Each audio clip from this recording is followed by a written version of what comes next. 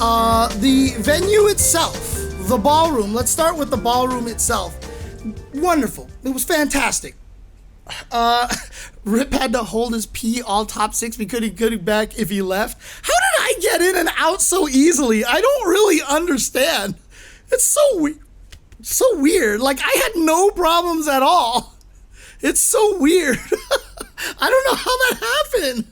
Like, it was weird. One of the ladies at the rope even looked like she knew who I was, because I would walk up, and even before I lift up my badge, which I don't wear around my neck, I always wear around my belt so that when I commentate, you don't see the badge. Even before I lifted up, she just looked at me and was like, come on in, come on in. Like, I don't know, like, she might have known who I was. I don't know. Like, I didn't have any problem. It was so weird. Right, and the tournament isn't reduced in any way, shape, or form. That's a really good point, Case Money, and I'll add that on there. The tournament isn't secondary or isn't limited at all in any way, shape, or form, right? The tournament will run exactly as the tournament would. So that's the whole idea. Yes, it was a Sunday issue. Well, before I get to the arena issues, I want to talk about the venue. The venue was ginormous. And it was great because it was spacious. It didn't feel like I was running into everybody every other second. I liked that a lot. I liked having the space to be able to wander and feel comfortable, especially, and trust me, I'm slightly agoraphobic too as well, which is a fear of open spaces. Like, I don't mind like crowded areas. I don't get claustrophobic. I'm more agoraphobic. And so, like, you know, if I stood in that ballroom with nothing in there, I would freak out. Like, I would absolutely freak out. Oh yeah, no worries, Bashi. It'll be up on YouTube. You can watch the rest later on youtube.com/UltraChenTV. So you can watch the rest over there. But the arena was, I mean, it's crazy because Evo's going to get bigger next year. They're going to need a bigger arena issues. And so, like, I mean, looking at the floor plan for Evo, we only took the West Hall. There's a lot more out there for us to take. So if we do Las Vegas Convention Center map, if we actually take a look at the Las Vegas Convention Center map, this is probably one of the easier ones that I can actually just show over here. If you look at this, we were here. This is the west lot over here. In case you guys can't, whoops, that's not what I meant to do. Well, my mouse was in the wrong place. There we go. This is where we were over here. You could barely even see where my mouse is spinning over here. But if I zoom this in, this is where we were. This is where Evo took place. So this was the whole thing. We entered from here. There was a lot of like food courts and stuff over here. No, we entered from here, down here. There's a lot of food courts here, and then the ballroom was here. But if you look at this, I mean, look at how much more we potentially have. I don't think we were in the North Hall as well. I think it was, yeah, so people are saying that it looked like it was under construction. I mean, if we need a bigger venue, we could probably just run to the Central Hall, right? And maybe turn the North Hall into the arena and actually take up like all of this shit over here or something. There's room, right? So clearly there's room. That's not the issue. If Evo gets bigger, we'll grow with it. And the Vegas Convention Center has the ability to do that. A lot of people, when we were talking about the prize money issues, I think it was Wave Chen who actually, let me see if I can find her tweet on this. So a lot of people, Wave Chen, there we go, Irene Lee.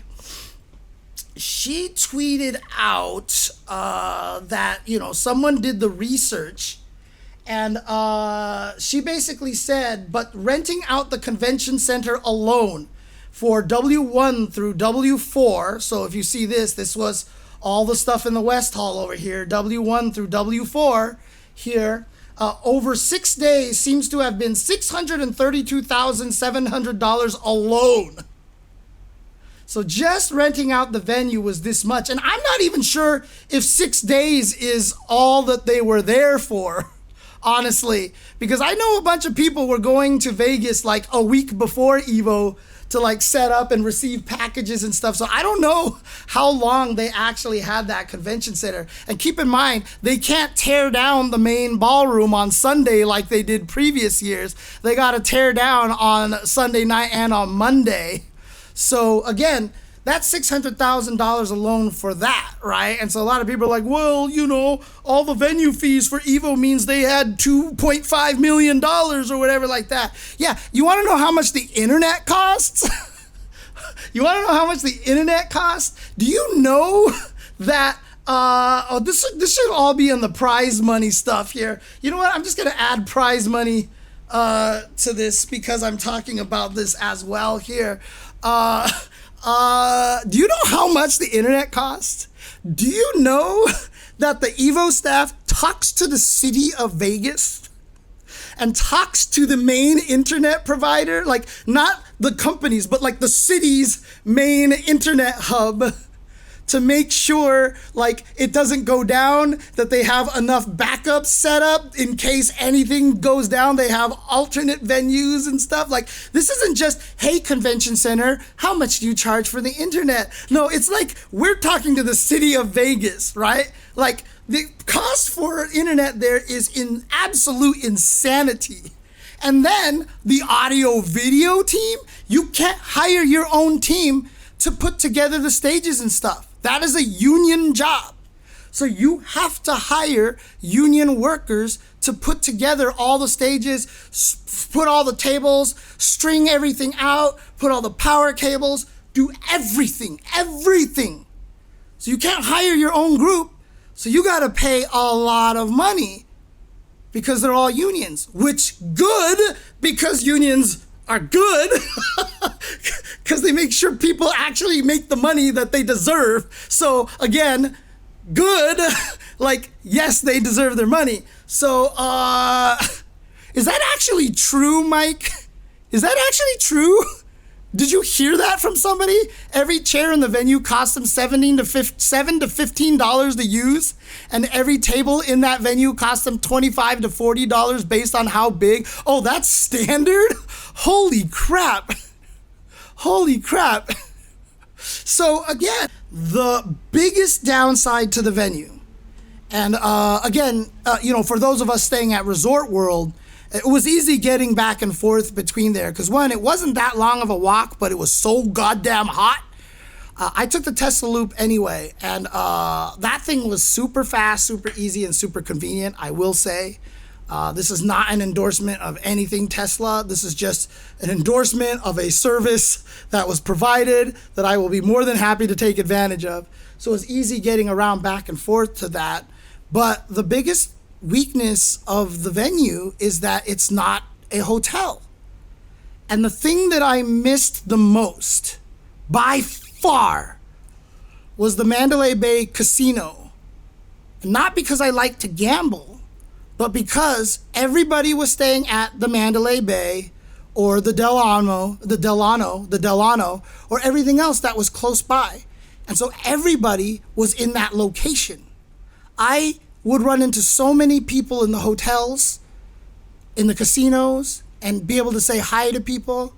I swear this year, of all the people that I knew, I might have seen 1/5 of them that I normally see every year.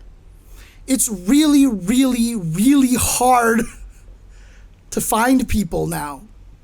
And I miss that. And I did run into a lot of people in the Resort World Casino and Hotel, but that's only if they were staying there, if they were staying at the Westgate. If they were staying at, I heard the Westgate was awful, by the way. I saw some terrible pictures from Westgate. Fortunately, the Hilton at Resort World was newly remodeled, but that probably means the hotel was super expensive. That's where I stayed. Everything looked completely brand new. So, okay, it wasn't quite awful, but it did suck. Yeah, okay, there you go, for sure. Well, again, the lack of free play area, J-Dog, remember, all the tournament became free play. Like, the entire Like on Saturday, the entire tournament area was free play for BYOC basically, except the consoles were already there. So you just walked up to a station and plugged in and played. So always remember that. Always remember that. So, oh right, before your set, for sure. That makes a lot of sense. But yeah, like that is, in my opinion, the weakest part of the venue. Obviously, the other weakest part of the venue was the arena was not big enough. So let's talk about the arena, what happened. So I love what they did. I love the idea of putting the arena back there. Literally, it's just off to the side with a bunch of curtains blocking it. So it was closed off, and when you walked in there, it felt a lot like the Mandalay Bay Arena. It was lots of seats, the stage up there, but right on Friday, I didn't even know it was there. That's where they were running all the panels, the community panels, in front of where it was. And then the next days, the community panel disappeared. And I was like, why don't we have a stream there? And then I was like, that's the arena? What? And I was like shocked. The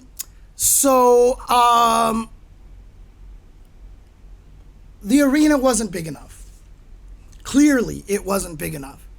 And while you're sitting in there, like, you remember the Mandalay Bay Arena, and they had the Jumbotron, right? So even if you sat really far away, you had the Jumbotron to be able to watch everything. And so if you think about that, like, the arena for Mandalay Bay was really long and was really big. And so when I walked into the arena for the convention center here, I was like, wow, this arena is really big. They did a great job. But then when I remembered that there was a Jumbotron and we didn't have a Jumbotron there, and realizing that, you know, we only went as far back as maybe where the Jumbotron would have been, I was like, yeah, this arena is kind of small. Now, keep in mind, at the Mandalay Bay, we never packed that place completely full. There was always a lot of empty seats towards the back and the uppers and all that stuff like that. So we don't need an arena as big as Mandalay Bay. But what I think happened was a miscalculation on their part. Because last year when I went to Evo, because I wasn't commentating anything on Sunday, my friend, who doesn't have the problem waking up early, went into the venue and just saved me a seat. And when I walked in there to watch Marvel, I was like, oh, these seats, you know, they're on the side. It was kind of awkward. And I was like, don't worry. When Marvel ends and everybody shifts out, we can go grab a better seat. When Marvel ended, nobody went anywhere. Nobody went anywhere. And talking to some of the staff at Evo, they were saying like, oh yeah, when Guilty Gear ended, a whole bunch of people left. And then a whole bunch of people came in, you know, stuff like that. And I was like, that's not how I remember last year at all. So what was happening is that people were going in the morning for Grand Blue Fantasy Versus to save their seats for Street Fighter.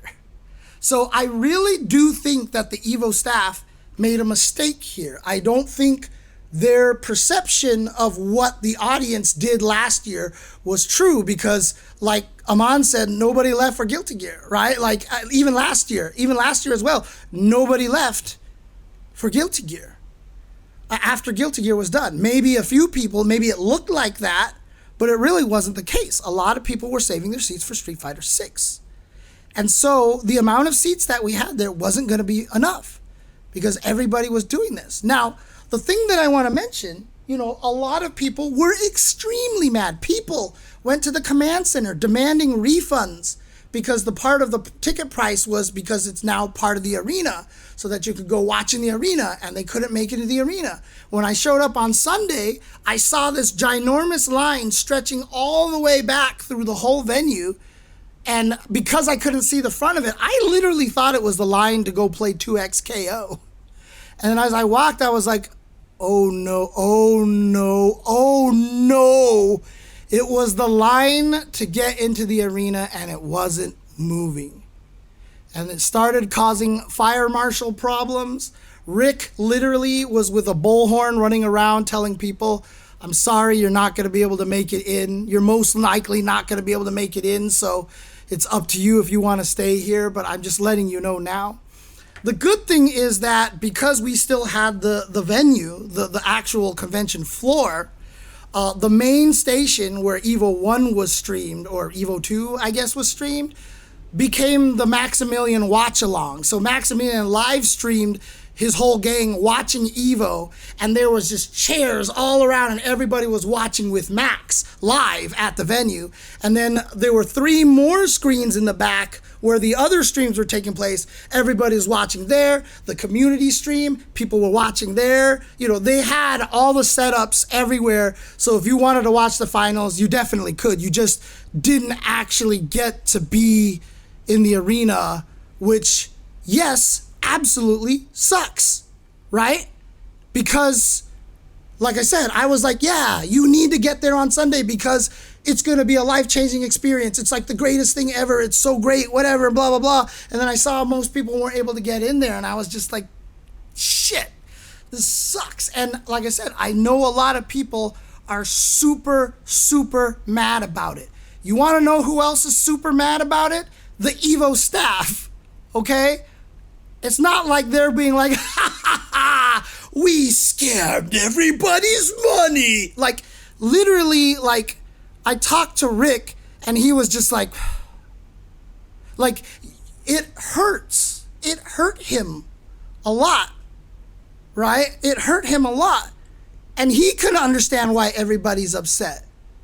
And like, literally, I had a conversation with a bunch of people. We were all sitting there and he was just like, and they were just like, what do we do next year? How do we fix this next year? Right? And a lot of it was coming down to, do we just sell tickets for Sunday again? We don't want to do that. Do we make it so that when you buy your tickets, you reserve an arena seat? No, that sucks, because then why are you paying more money for the people after all the seats are reserved, et cetera, et cetera? And really, a lot of it just comes down to maybe they just have to pay for a bigger space. In that case, it's going to cost them even more money to run the event, honestly. And this is the thing, right? To get higher prize pools, I keep saying money, viewership, viewership, viewership. To solve every problem of an event, it's always easy. There's always one very, very simple answer to solving your problems. Throw more money at it. That's it. That's all it takes. If you just get out a bigger space, pay more money, the problem is solved. Again, where does this money come from, right? And that's the thing. Again, people think that EVO is just sitting there making millions of dollars hand over fist, you know, but like next year they might have to rent out the North and the Center Hall, honestly. Like, and yeah, Sony has money, but like I said, Sony's not just gonna be like, here, come take whatever money you need, you know, like that's not how it works, right? Everyone's always like, why can't they just do this? It's like even for Capcom Pro Tour, why is second place getting so few money? Put more money into it. All right, let's go to the CEO of Capcom and be like, hey, can you give us another like $1 million so we can just pay all these people for playing our video game, but not a lot of people are watching and we're not gonna make any of that money back and we're basically just doing it out of the goodness of our hearts? And you know, the Capcom CEO is gonna be like, of course, I'm not in this for the money. I'm in this for the entertainment of all the people. And he's just going to get out this fat wad of cash and just hand it to people and be like, go and make Capcom Cup even bigger. Like, what world do you guys live in, man? What the hell world do you guys live in? Yeah, I think if they could have converted one of the center stages into a mini arena, it might have helped for sure, but they just didn't have that plan. You just don't be like, oh, hey, by the way, let's rehire all the audio visual guys because it's a union job to set up a mini arena in the middle of the floor. Because then again, you're solving the money by throwing more money. You're solving the problem by throwing more money at it. And that's just really what it all comes down to, honestly. So again, the Evo staff is not happy with it. They are upset as much as anyone else. If you're going to tell me that Rick Thayer, the man who brought us Combo Breaker, is not heartbroken over a lot of people not getting to get into the arena like he promised them, you don't know Rick. Like, out of everybody there, he is probably hurting the most. If you know the kind of person that Rick is, you could see it on his face. And he took it even upon himself to be the man to walk the line with the bullhorn saying, I'm sorry, you probably aren't going to make it into the arena. Because he didn't want to put that on anybody else. He wanted to put that on himself. He was the guy who was willing to take the disappointed looks, the hate, the anger, because he wasn't happy about it himself, right? And yeah, right. So the other idea I had was people registered for attendance in the arena by game and limited like what games they could get into. Yeah, I mean, but again, like, how does that work, right? Because when Street Fighter 6 fills up and runs out of space, everybody else who buys the ticket afterwards will want a discount. And so we're just back to the same idea where you're paying money for the Sunday ticket. You're just paying money for the Sunday ticket. Why would you want to pay full price when they're out of arena seats? So it just goes back to exactly how it was at the Mandalay Bay. And I know they want to try to avoid that as much as possible, right? So yeah, so I think they can go back to the separate arena ticket, going back to the original point, while still having the main venue open all 3 days. They could, and that's a very likely option, but that's not something that they want to do because they want everybody to be able to enjoy the arena on Sunday. So again, this is now a fight for what's the easy way to fix this, and I don't want to do that because I want everybody to enjoy this. And that's the hard part, right? That's the part where Evo staff and Rick is going to be struggling with. He doesn't want to make Evo Sunday be gate kept from a cost perspective. Like one of the main reasons why he did it the way he did this year is so everybody could see the finals and everybody could enjoy that. And so it might just become they just buy a bigger venue space in the convention center and they'll have to ask Sony next year when they're budgeting, hi, hey, you're looking good today, by the way. Ooh, nice shoes. I like that. By the way, this year, can we increase our budget by like a couple $1 million? I mean, it's just a couple $1 million. And then the Sony guys are just going to be looking at him like, really? What does that get us? And they're going to be like, well, goodwill. It'll make people happy. They'll like you more. And they'll be like, ha, ha, ha, ha, ha, ha. Good one. What really will it get us? And they'll be like, never mind. I'll see you later. Still nice shoes, by the way. Kind of thing like that. So it's a very tough situation. It's a tough situation. And everybody out there thinks that it's just, do this, just do this, just do this. It's not how the world works, man. It's just not how the world works. And I don't know why people think it is. That's how it works. It's not how it works at all. So, anyways, to sum up this section here, which I went on for way too long, the venue, again, great venue. Love the venue. Sad about the lack of central location for hotel and casino, making it harder for people to run into each other. I really didn't like that part. I missed seeing people all over the place. But the convention center is a great venue. Much better than 2016, I think it was, when we were there. Was it 2016 or 2015? Whichever one we were there earlier. The convention center is significantly nicer now. There was also a lot of cool things because the second floor had a bunch of like, like media stuff that they had spaces for people to go do things. Maximilian was able to like spend more time with stuff, and so it was actually kind of neat that way. So the venue was great. I do miss the centralized location. I think it would be really cool if Evo could somehow convince one of the hotels to be like the main hotel, and they give them a shit ton of rooms and just be like, this is the Evo hotel, and have it be one of the ones at the Resort World. Because honestly, like I said, the Tesla loop was amazing. It was so convenient. And that meant that I only had to be in the 120-degree weather for very brief periods at a time. But let me tell you, even though the venue was super air-conditioned, I sweat like a motherfucking pig, like walking across the venue back and forth, and it wasn't even warm in there.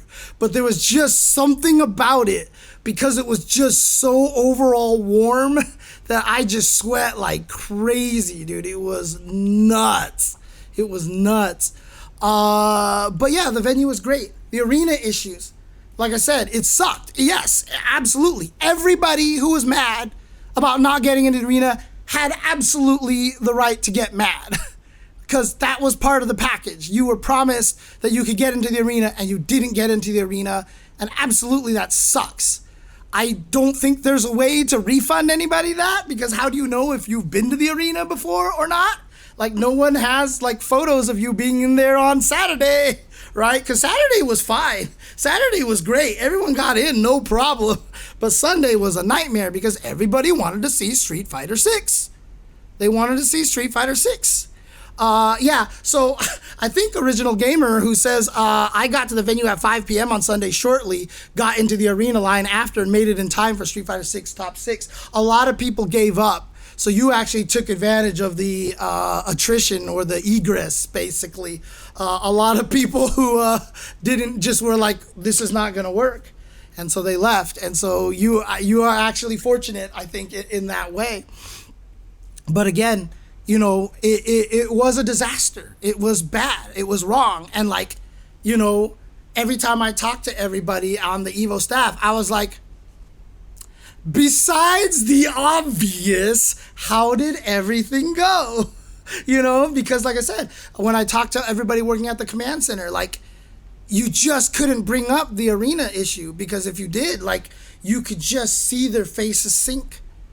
Because again, like I said, I know a lot of the guys there. Ryan and Rachel are two of the main people at the command center. They are two of my great friends, and I love them to death. And they are both two of the most empathetic people I have ever met.